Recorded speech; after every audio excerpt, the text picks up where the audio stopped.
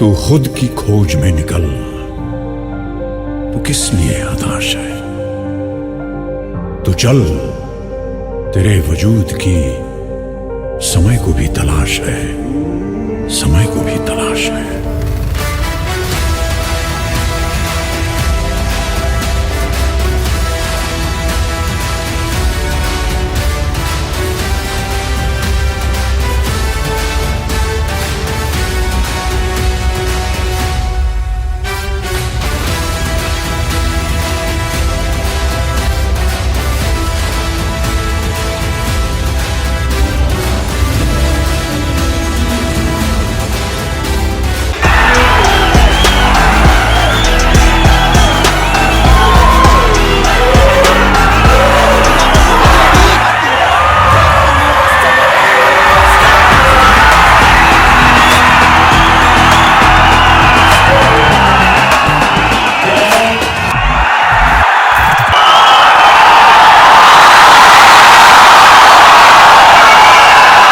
दुनिया में कोई जन्नत है तो वो सुना आप सबके लिए करना चाहता हूं।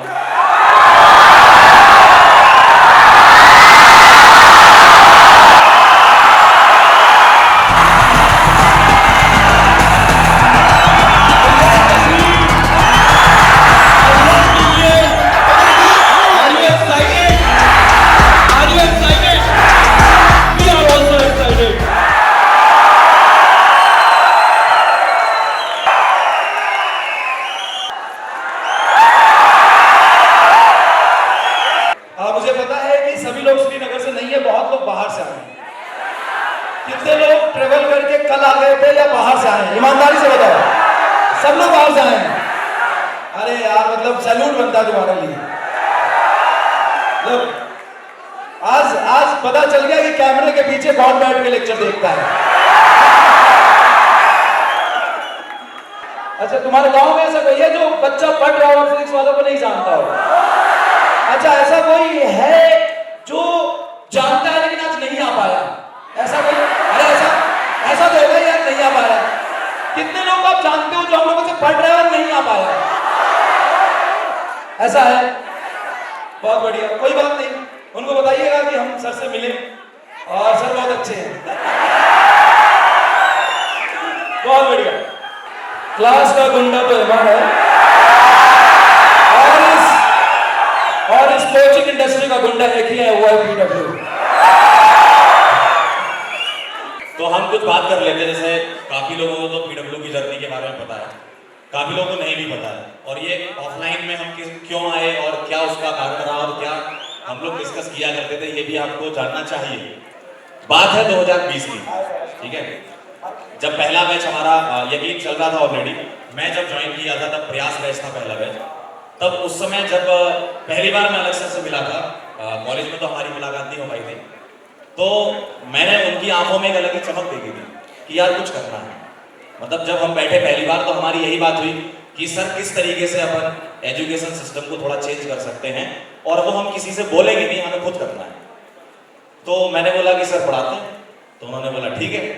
तो पढ़ाना स्टार्ट किया। वो यकीन में पढ़ाते थे, मैं पहले साल प्रयास में पढ़ाता था। तो वहां से हम लोगों ने धीमे धीमे स्टार्ट किया पढ़ाना। पहले मैं प्योर ऑफलाइन में पढ़ाता था पीडब्ल्यू के पहले। मुझे कुछ आइडिया भी नहीं था कि कैसे पढ़ाना होता है। मैंने सबसे पहले सवाल ये पूछा कि कैमरे को देख के कैसे पढ़ाना।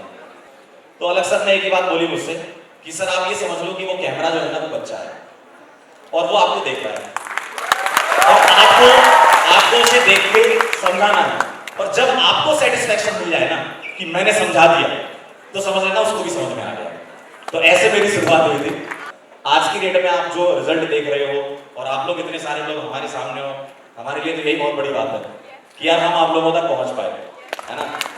तो उसके लिए मैं पूरी पीडब्ल्यू परिवार की तरफ से, और आप भी हमारे साथ परिवार ही हैं, थैंक यू बोलना चाहता हूँ आप सभी लोगों को। Why Kashmir is important for PW? पिछले हर एक जगह, हर एक प्लेस, हर एक सिटी, हर एक स्टेट की अपनी इंपॉर्टेंस है।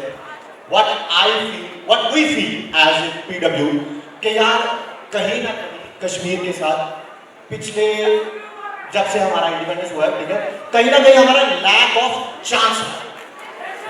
It's not about lack of potential, it's about lack of chance. पिछले काफी सालों में बहुत सारी डोमेन्स में, I'm not going to talk about EdTech right now, I'm talking about general domains, ठीक है, हमने पिछले 10 सालों में पहली बार कश्मीर से इंडियन क्रिकेटर देखा है, that is Mr. परवेज रसूल।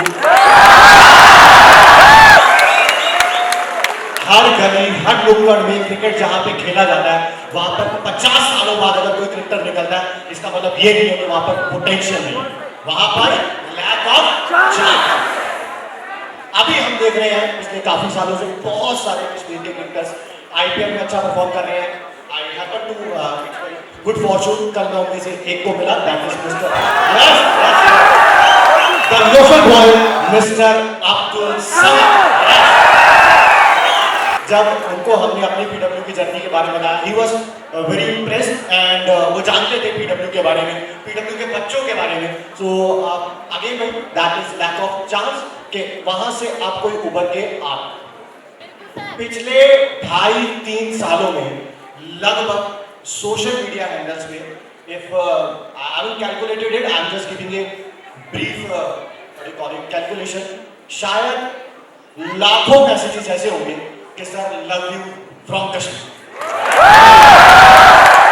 ये सबसे बड़ी बात है कि इतने सारे बच्चे यहाँ कश्मीर से। मैं आपको एक सिंपल एक स्टूडेंट की स्टोरी सुनाता हूँ, उसके बाद मैं आपको ऑफलाइन का क्या बेनिफिट है वो मैं आपको थोड़ा सा बताऊंगा, ठीक है, कि जितने भी स्टूडेंट्स को हमने सिलेक्ट कराया है उन्हीं में से कुछ निकल के स्टोरीज आती है। एक स्टूडेंट था, काफी ज्यादा वीक था, मतलब उसको ऐसा उसके स्कूल की टीचर्स बोला करते थे। तो जब पढ़ाना शुरू किया था तो उसको उसके बगल में एक टीचर रहा करती थी, वो केमिस्ट्री पढ़ाया करती थी। तो उन्होंने उसको बचपन से देखा होगा, तो ऐसे ही अब उसने 11th-12th में पढ़ाई करना शुरू करी। तो ऐसे ही वो टीचर मेरे पास आई, उन्होंने बोला सर ये इतना डल स्टूडेंट है, मैं इसको KG1 से जानती हूँ, आप लोग क्यों बच्चों को मोटिवेट करके, फॉल्स मोटिवेट करके, मोटिवेट भी नहीं फॉल्स मोटिवेट करके आप उनको ऐसी आशा दिखाते हो कि वो कुछ कर सकते हैं। मैंने कहा ठीक है देखते हैं। तो मैंने कुछ जवाब नहीं दिया, मेरे पास कोई जवाब नहीं था उस समय, क्योंकि बच्चा सिलेक्ट तो हुआ नहीं था। फिर उसके बाद क्या हुआ, फिर वो मेरे पास दोबारा आए, ठीक है, क्योंकि आपको तो मालूम है कि एक बार में कोई भी ऐसे अपनी बात को मानता है ही नहीं, और खास कर यदि फीमेल्स की बात हो तो बोला वो तो आपको एक्सेप्ट कराना ही है, जीत हमेशा उन्हीं की होती है। तो आप मुझे बताइए क्या हुआ, वो फिर से आए, मैंने बोला नहीं सर वो सिलेक्ट नहीं हो सकता, यदि वो सिलेक्ट हो गया मैं पढ़ाना छोड़ दूंगी। उनका ठीक है देखते हैं। और वो लड़का उसी साल गवर्नमेंट मेडिकल कॉलेज में पहुंचा और अभी फाइनल ईयर में। तो आप मुझे बताओ क्या वो बच्चा कमजोर था? तो आखिर पहले तक वो क्यों परफॉर्म नहीं कर पाया? क्योंकि उसको मौके नहीं मिले। इस बात को आप समझो। और एक चीज याद रखना, किसी भी एग्जाम को क्वालिफाई करना, दुनिया का कोई भी एग्जाम, ये कोई साइंस नहीं है, ये आर्ट है। मैं आपको एक सिंपल सी बात बता रहा हूं कि किसी भी एग्जाम को क्वालिफाई करना एक साइंस नहीं, बेसिकली एक आर्ट है। आपको पता होना चाहिए क्या पढ़ना है, आपको पता होना चाहिए क्या नहीं पढ़ना है, आपको पता होना चाहिए कि आखिरी टाइम में आपको क्या करना है। ऐसे बहुत सारे बच्चों को अभी मैं जानता हूं जिन बच्चों के साल भर बहुत अच्छे मार्क्स चलते थे, आखिरी में वो परफॉर्म नहीं कर पाए। और ऐसे मैं बहुत सारे बच्चों को जानता हूं कि जो साल भर 400-500 पे थे नीट में और आखिरी में वो 650 तक पहुंच गए। तो आप इस बात को समझो, यही चीजें हम आपको सिखाएंगे, ऑफलाइन में भी सिखाएंगे, ऑनलाइन में भी सिखाएंगे। अब जैसे हम ऑफलाइन की बात कर रहे हैं, तो ऑफलाइन में जैसे हम लोग ऑनलाइन पढ़ाते थे तो ज्यादातर बच्चे ये बोला करते थे कि सर डाउट किससे पूछ लें, 1 to 1 यदि कोई डाउट बता दे। हमको फिजिक्स में कोई चीज समझ में नहीं आई, हमको केमिस्ट्री में कोई चीज समझ में नहीं आई, हमको बायो में कोई चीज समझ में नहीं आई, कोई 1 to 1 होता, हमको डाउट बता देता, हमको क्लास में समझा देता। तो उसके लिए आपको जबरदस्त फैकल्टीज यहाँ पर प्रोवाइड की गई है। और कल मैं वीडियो देख रहा था ऐसे सर का, जो आपके सेंटर हेड है, मतलब मैं अचंभित था कि क्या जबरदस्त उनका प्रेजेंटेशन था। और आई थिंक सारे टीचर्स का ऐसा ही होगा। तो बिल्कुल बेधड़क निष्फिक्र होके जबरदस्त तरीके से आप लोग पढ़ाई करिए और आपको डॉक्टर और इंजीनियर बनने से कोई भी नहीं रोक सकता।